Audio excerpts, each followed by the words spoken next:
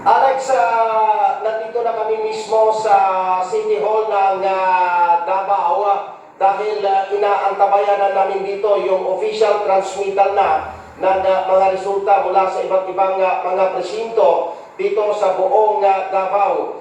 At inaasahan na ngayong gabi ay mapapasimulan ang canvassing ng resulta ng botohan dito sa lungsod ng Davao. At kanina, sa pakikipagpanayam din kay Vice President Sara Duterte, ay inilatag niya yung plano ng kanilang pamilya dahil si dating Pangulong Rodrigo Duterte ay tumakbong mayor dito sa lungsod. At ang kanyang vice ay si dating Mayor Sebastian Duterte. At ito ay pinagkakandaan ng pamilya Duterte.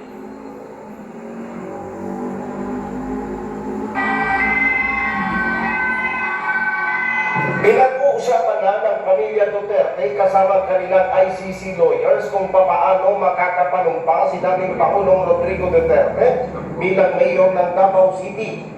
Itong inihayag ni Vice President Sara Duterte sa isang amos interview matapos bumoto sa Daniel Aguinaldo National High School sa Davao City. Ayon kay VP Sara, bagamat hindi personal na nakaboto si PRRD na yung midterm elections, dahil sa kasalukuyan itong nakakulong sa International Criminal Court o ICC Detention Facility sa The Hague, Netherlands, tiyak naman itong mananalo bilang mayor ng Davao.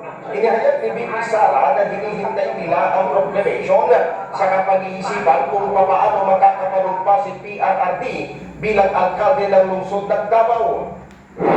So pinag-uusapan namin yun, actually nung isang araw, merong tatlong options. Paano siya maka-oath para siya maka...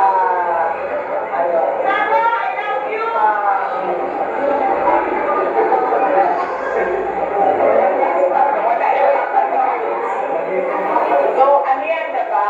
Election, and then proclamation, and then oath. So, sabi ng lawyer doon sa ICC, once we get the proclamation papers, pag-uusapan namin ulit kung paano.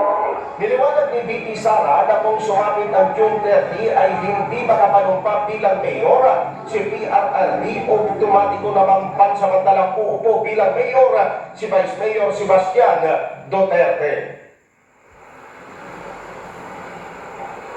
Alex, kanina kami naroon mismo sa Daniel Ara Aguinaldo National High School o DRANS kung saan bumoto si Vice President Sara Duterte. At iniwan namin doon, mahaba pa yung pila. Pero tiniyak naman ng mga election officer sa naturang paaralan na i-accommodate nila hanggang sa maubos yun. Basta sila ay pasok doon sa 30 meters radius habang papalapit itong alas 7 ng gabi kung saan itinagda ng COMELEC na dito isasara ang lahat ng polling precinct sa iba't ibang panig ng bansa. Noong nakaraang 2022 national elections, ay yung turnout ng botohan sa lungsod ng Davao ay umabot sa 74%.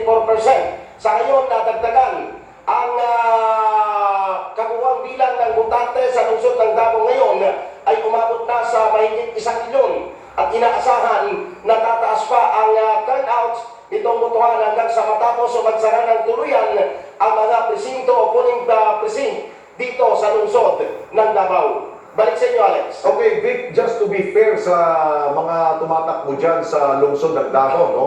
Ano ang balita sa mga katunggali ng mga Duterte dyan? Ang pinakamalakas na katunggali ng pamilya Duterte, yung pamilya Nograles. Dahil ang tumakbong mayor dito sa lungsod, si dating Civil Service Commission Chairman Carlo Alexei Nograles. At yung kanyang kapatid na si Congresswoman Mig Nograles na tumakbo bilang kongresista, kalaban niya mismo si Congressman Pulong. So malalaman natin kung ano ang magiging resulta dahil ang pamilyang ito, Duterte at saka Nograles, ay matagal nang magkalaban sa politika dito sa lungsod, Alex. Oo. So far, wala namang mga ulat ng karahasan dyan sa lungsod ng Davao. Vic?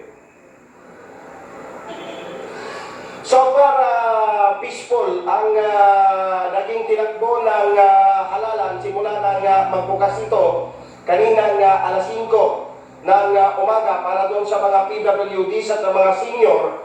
Hanggang ngayon, matapos ay mapayapa naman ang mga presinto. Dahil ang sabi nga, dito sa lungsod ng Davao ay hindi ganon katindi o kainit yung kaguluhan pagka mayroong eleksyon na ginaganap dito, Alex. Okay, sige, papalikan ka namin dyan.